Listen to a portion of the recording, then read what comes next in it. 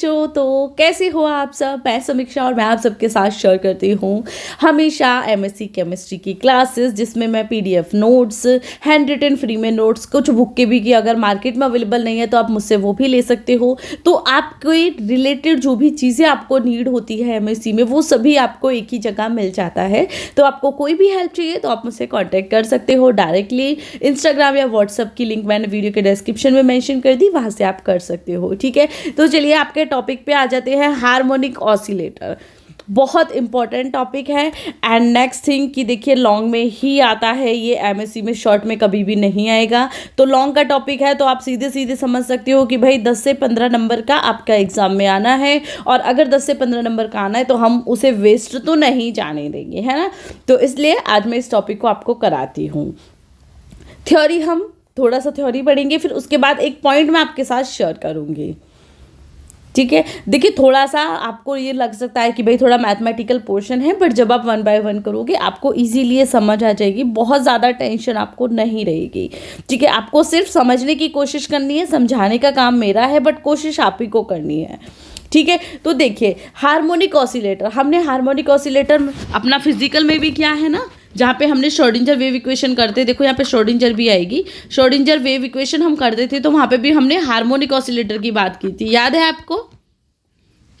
ठीक है, या तो हम उस पोर्शन पे नहीं जाते क्योंकि अभी हमारा इसमें वो इम्पोर्टेंट नहीं है, बट आपको ऐसा अनजाना सा ये फेस ना लगे, नाम ना लगे, इसलिए मैंने वो शेयर किया कि भाई हमने वहाँ पे पढ़ा है, तो चिंता नहीं कीजिए, टेंशन नहीं लेनी बिल्कुल भी। ठीक है, चलो थ्योरी पढ़ते हैं। The vibrational motion resemble the motion observe for a ball attach to a spring. ठीक है, देखो हार्मोनिक ऑसिलेटर, इसमें हमें क्या करना है, मेनली हमें निकालनी है वाइब्रेशनल फ्रीक्वेंसी। सबसे पहले कोई टॉपिक आप सोचोगे कि मैम आपने हार्मोनिक ऑसिलेटर नेम ले दिया, बात आपने वाइब्रेशन मोशन की कर दी। तो क्यों की हमने ये बात इसलिए की है क्योंकि हार्मोनिक ऑसिलेटर का यूज़ करके कैसे हम वाइब्रेशनल फ्रीक्वेंसी निकाल सकते हैं, वही हमें इस आंसर में लिखना है। ठीक है, या अब देखो पहले हम इस थ्योरी पे ना जाके मैं आपको एक पॉइंट यहाँ पे एक्सप्लेन करना चाहूँगी बच्चों। या देखिए ये हमारा कोई भी एक वन इंस्ट्रूमेंट है, ठीक है, ये हमारा सेकंड है जिसे हम बी मानेंगे, इसे हमने थोड़ा सा स्ट्रेच किया, ये ए है, ये बी है। ठीक है, अब मान लीजिए इस बॉक्स से ये स्प्रिंग अटैच है, ये क्या है, स्प्रिंग। अब हमने क्या किया, हमने इस स्प्रिंग को थोड़ा सा खींच लिया, तो ये स्प्रिंग देखो जब हम स्प्रिंग को खींचते हैं तो वो वापस इस पोजीशन में आ जाएगी खींचने के बाद। ठीक है, क्योंकि आना तो उसे अपनी मेन पोजीशन में ही है, बट जैसे ही हम उसे खींचते तो वो थोड़ी लंबी हो जाती है। तो ये जो दूरी की गई है जिसे हम dx बोल देंगे या हम इसे fx बोल देंगे। ठीक है, तो मेनली दूरी को हम d से करते हैं ना, तो सॉरी d ही बोलेंगे हम इसको, यहाँ पे d ही बोलेंगे, ये याद करने का नहीं है। ठीक है, ये सिर्फ समझने का है। तो dx यानी कि जितनी दूर तक हमने उसे खींचा और उसके बाद जब वो नॉर्मल पोजीशन पे आया, तो ये जो दूरी थी, डिस्टेंस जो था, उसको कैसे हम सर्च आउट करेंगे, उस पर कैसे हमारी वाइब्रेशनल फ्रिक्वेंसी थी, वो हमें इसमें समझना है। ठीक है, या उस पॉइंट को वहीं छोड़ दो, वो समझाने के लिए था। For means harmonic oscillator which obey Hooke's law. ठीक है, हार्मोनिक ऑसिलेटर जो है वो आपका हुक्स के लॉ को फॉलो करता है बहुत अच्छे से। तो अगर आपको हुक्स लॉ पता है तो आपको ये कहीं ना कहीं समझ आ जाएगा, बट जिन बच्चों को नहीं पता उन्हें मैं बता देती हूँ हुक्स लॉ क्या होता है।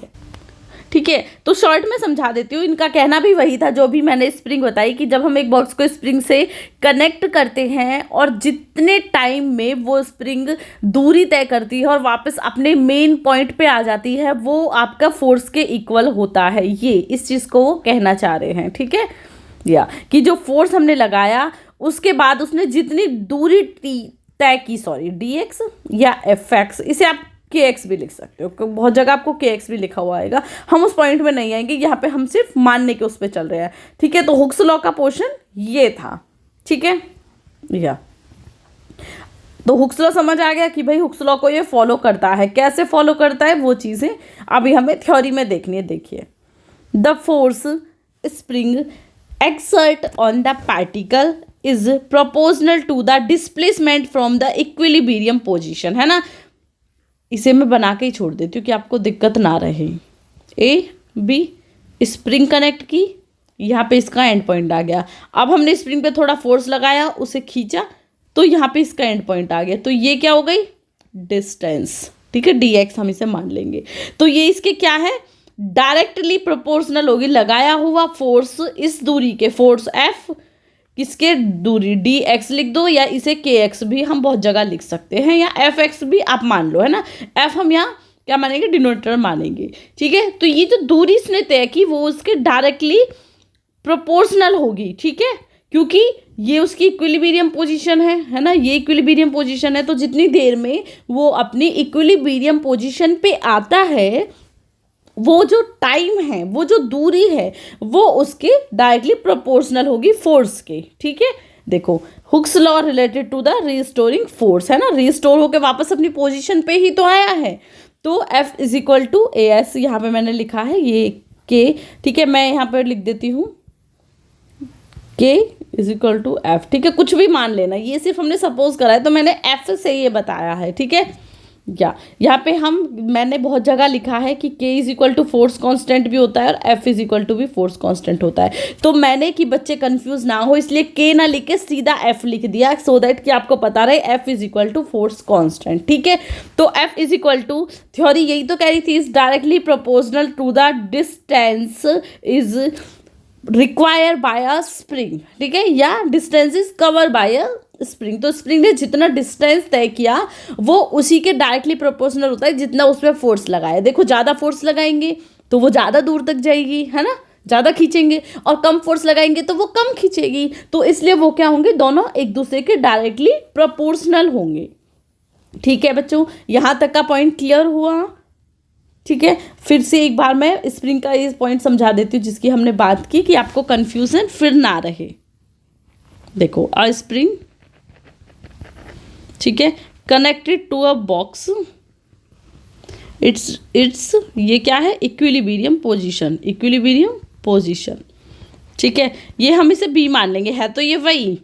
अब हमने फोर्स लगाया और ये इसकी इक्विलिब्रियम पोजीशन यहाँ पे आ गई, ठीक है। अब ये जो दूरी है दैट इज x, है ना, और ये इससे वापस आने में जो टाइम है वो किसके इक्वल है, फोर्स के। फोर्स इज इक्वल टू क्या, दूरी, ठीक है। हिंदी में लिख देती हूँ कि बच्चों को कन्फ्यूज़न ना रहे।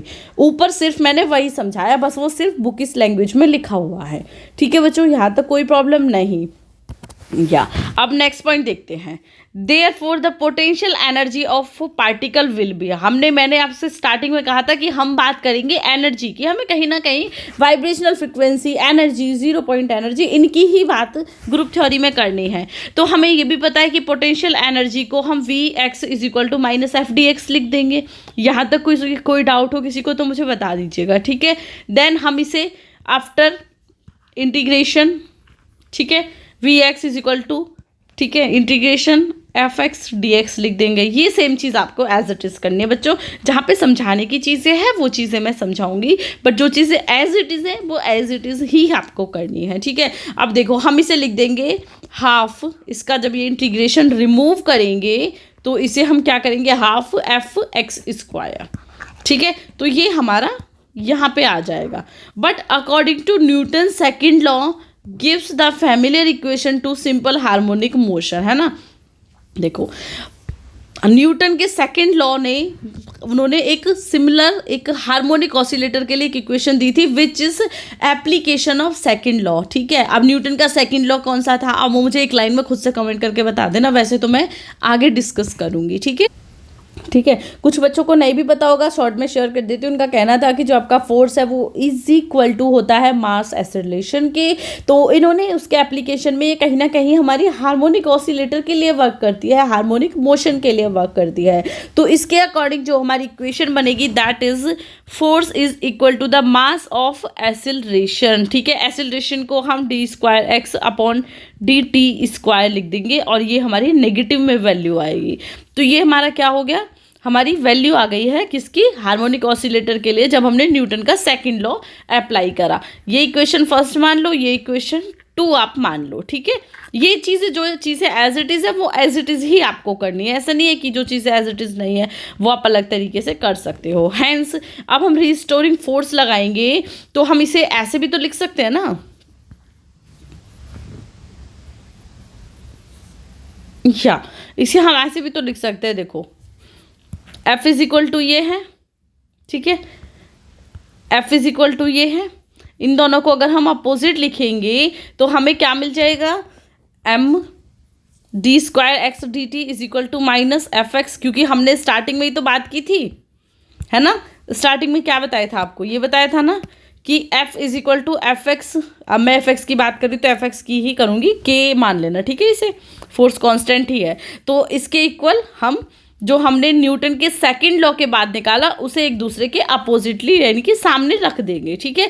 ये इक्वेशन आ गई, इसे इक्वेशन 3 मान लो, ठीक है।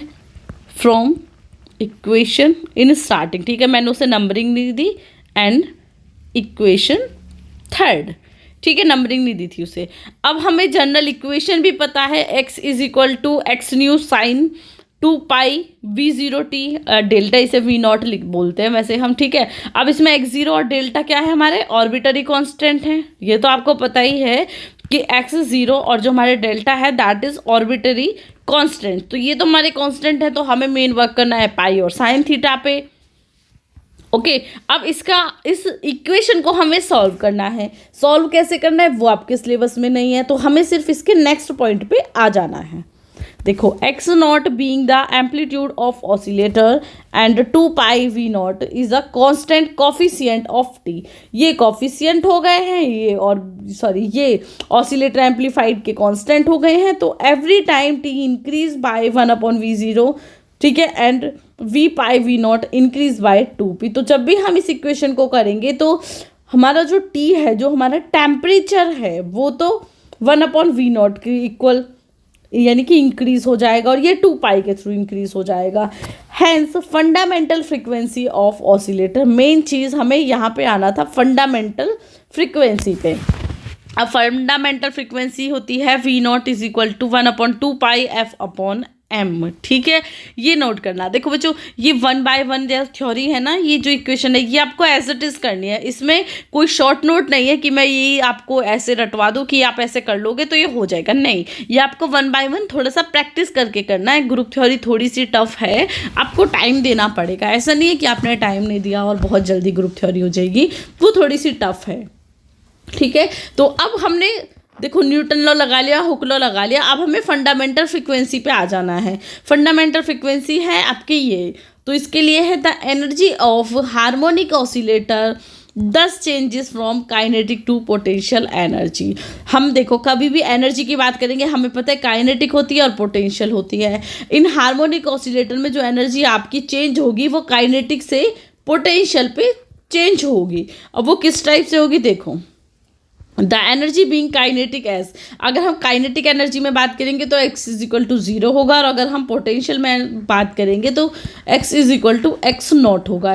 ये फैक्ट है हमारा, ठीक है। It can have any positive values and vibrational energy of nuclei depend on a force constant and mass of oscillation oscillator. तो हमें ये भी पता है कि ये जो वैल्यू है ये पॉजिटिव में होंगी, ठीक है, ये आपको पता होना चाहिए। x इज इक्वल टू आपका पॉजिटिव ही होगा, चाहे पॉजिटिव में 1 हो 0 हो, ठीक है, 2 हो 3 हो, नेगेटिव में कभी भी नहीं होगा। और अगर ये नेगेटिव में नहीं होगा तो आपको पता है, तो इसका वर्क सीधा सीधा आपको सिंपली एम्पलीफाइड होते हुए मिल जाएगा, ठीक है।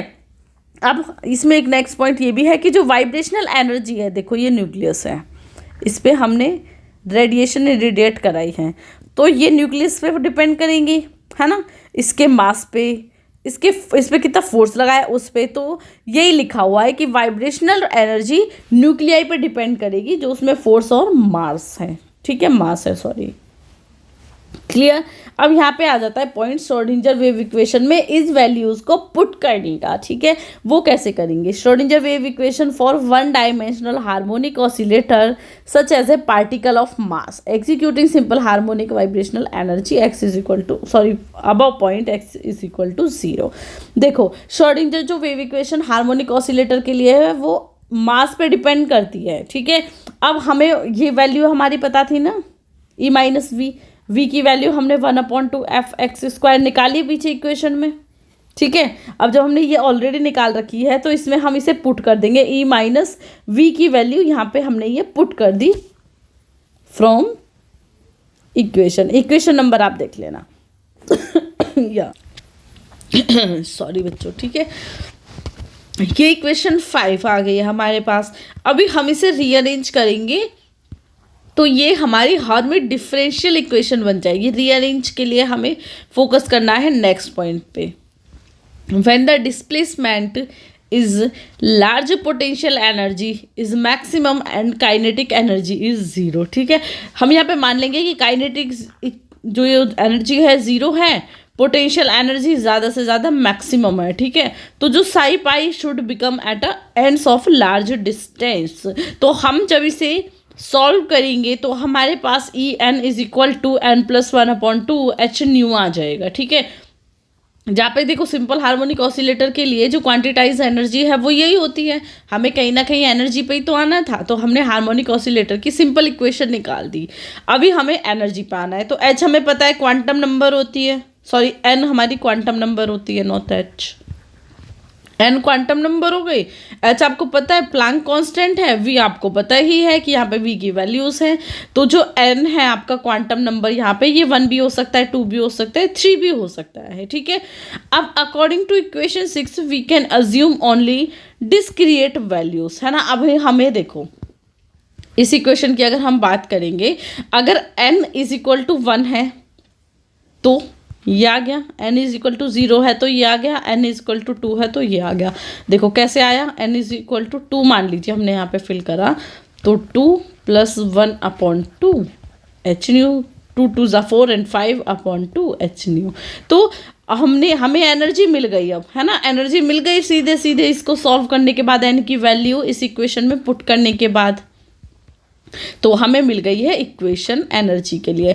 तो पहले हार्मोनिक ऑसिलेटर को निकाल के आना है, फिर उसकी सिर्फ एनर्जी की हमें बात करनी है, और जब हम एनर्जी में वैल्यूज पुट करेंगे तो हमें एनर्जीज मिल जाएगी हर एक पॉइंट के लिए। So the harmonic oscillator is important since the behaviour of physical system such as vibrational and elastic medium, ठीक है। तो वाइब्रेशंस जो होते हैं इलास्टिक मीडियम में, उसके लिए हमें एनर्जी को सर्च आउट करना ज़रूरी है। एक क्विक रिवीजन में शेयर कर देती हूँ क्योंकि आपको जो प्रॉब्लम ना रहे, ठीक है। देखिए क्या हार्मोनिक ऑसिलेटर, पहले हार्मोनिक वाइब्रेशन की बात करेंगे। वाइब्रेशन क्या होता है, वाइब्रेशन को निकाल लिया तो हम हुक्स लॉ लगा के फोर्स निकाल लेंगे। मैं इसे थोड़ा सा कलर चेंज कर देती हूँ इस बार, या ठीक है। हुक्स लॉ निकाल लेंगे, हुक्स लॉ से हमें मिल गया है हमारा नेक्स्ट पॉइंट एफ, फोर्स मिल गया। अब हम फोर्स से वी एक्स भी निकाल लेंगे कि भाई ये भी इक्वल है। अब इन दोनों को इक्वलिटी में जब हम कर देंगे तो हमें नई इक्वेशन मिल जाएगी, ये दोनों को इक्वल करके F is equal to M D S, यानी कि फोर्स की फॉर्म में हमें इक्वेशन मिल गई। अब जब हमें फोर्स की फॉर्म में इक्वेशन मिल गई तो हमें बात करनी है फंडामेंटल फ्रीक्वेंसी ऑसिलेटर के लिए, हार्मोनिक ऑसिलेटर की बात कर रहे हैं हम यहाँ पे। तो हमें मिल जाएगी V0 is equal to 1/2πfm, ठीक है। ये मिल गया। इससे हम x की वैल्यू हम यहाँ पे पुट करना चाहें तो कर सकते हैं। एनर्जी काइनेटिक और पोटेंशियल की फॉर्म में हमें एनर्जी मिलेगी। उसके बाद जो मेन पॉइंट आ जाता है वो आ जाता है कि श्रोडिंगर वेव इक्वेशन में जो हमने v की वैल्यू निकाली है, देखो मैंने कहा था ना वैल्यू निकाली है, कुछ भी चीज़ बिना बात के नहीं आई। एक ये है, ठीक है, एक ये है, ठीक है। तो हार्मोनिक ऑसिलेटर जो आपकी थी वाइब्रेशनल फ्रीक्वेंसी, उसमें हम ये वैल्यू पुट कर देंगे, ठीक है। वी की जगह ई माइनस वी होता है तो इस वी की जगह हम ये वैल्यू पुट कर देंगे। जैसे ही हमने ये वैल्यू पुट की हमें हमारी नई इक्वेशन मिल जाएगी जो कि हार्मोनिक ऑसिलेटर के लिए है, ठीक है। अब इसे हम हार्मोनिक डिफरेंशियल इक्वेशन भी बोल देंगे। पॉइंट हो गया क्लियर। अब हमें एनर्जी की फॉर्म मिल गई कि भाई एनर्जी क्या है, E is equal to n+1/2 nu, ठीक है। उस इक्वेशन को सॉल्व करने के बाद ही हमें ये मिली है। अब आप सोचोगे मैम अगर डायरेक्टली हमें इस पे आना था तो इतना सोचना क्यों। बच्चों आप डायरेक्टली नहीं जा सकते ना एनर्जी पे, मैंने शुरू में कहा था हमें बात सिर्फ एनर्जी की करनी है। बट पहले हमें हार्मोनिक ऑसिलेटर की वाइब्रेशन की बात करनी है, वाइब्रेशन कितना होगा, ठीक है। उसके लिए हमें फोर्स कांस्टेंट की बात करनी है, फोर्स की बात करनी है।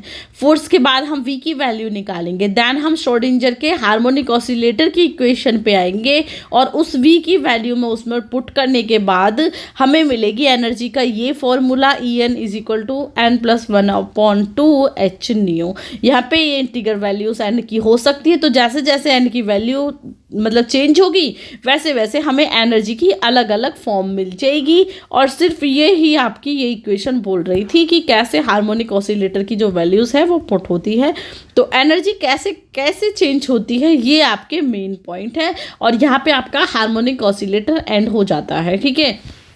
आई नो कि थोड़ा सा कन्फ्यूज़न बच्चों के माइंड में बिल्कुल रहेगा, बट जब आप 1 से 2 बार खुद से देखोगे, जैसे मैंने ये 2 बार क्विक रिवीजन करा दिया, आप एक बार और इस इक्वेशन को देख लेना और थोड़ा सा राइट डाउन कर लेना। नोट्स मेरे मिल जाएंगे बट रफली भी लिख लोगे ना आप, तो आपको आइडिया हो जाएगा कि ये कैसे है, ठीक है। तो अगर बच्चों आपको कोई भी क्लासेस चाहिए तो उसके लिए आप मेरा चैनल देख सकते हो, प्लेलिस्ट देख सकते हो, आपको हर एक क्लास मिल जाएगी। तो अभी क्लास को करते हैं and thank you for watching.